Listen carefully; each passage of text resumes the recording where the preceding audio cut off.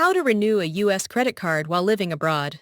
Renewing a U.S. credit card while living overseas can be tricky because most major U.S. banks automatically ship replacement cards to the domestic address on file.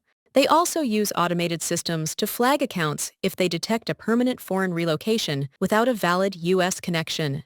The most common and reliable workaround is to keep your billing address set to a trusted relative or friend's U.S. residence.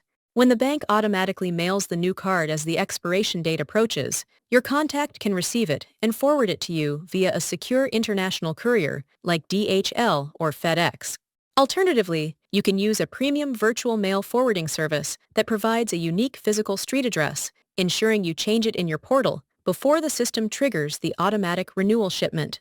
If you don't have a U.S. address to rely on, some major issuers like Chase, American Express, or Capital One are willing to ship a replacement card directly to an international address upon request. You will need to call the international collect number on the back of your card and explain that you are currently staying abroad and need your upcoming renewal card sent to your current foreign location. It is usually best to ask for expedited courier shipping to prevent the card from getting lost in local standard postal systems, and it is wise to frame your stay as temporary to avoid triggering strict risk algorithms that might restrict the account.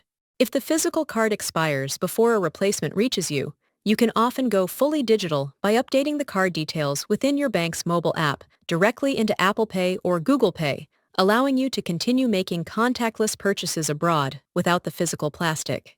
To ensure the entire process goes smoothly, there are a few critical settings you should manage in your online banking portal well ahead of the expiration month. First, switch your account entirely to paperless statements so that sensitive financial mail does not bounce back to the bank and trigger automatic identity freezes.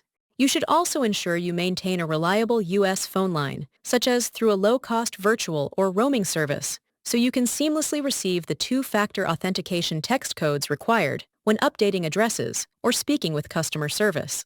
Finally, when logging into your U.S. bank portals from abroad to check on your renewal status, always use a secure VPN set to a U.S. server to prevent security systems from flagging your foreign IP address as fraudulent activity. Thanks for watching. If you liked this video, please be sure to subscribe to my channel and ring the bell to get notified about the latest videos.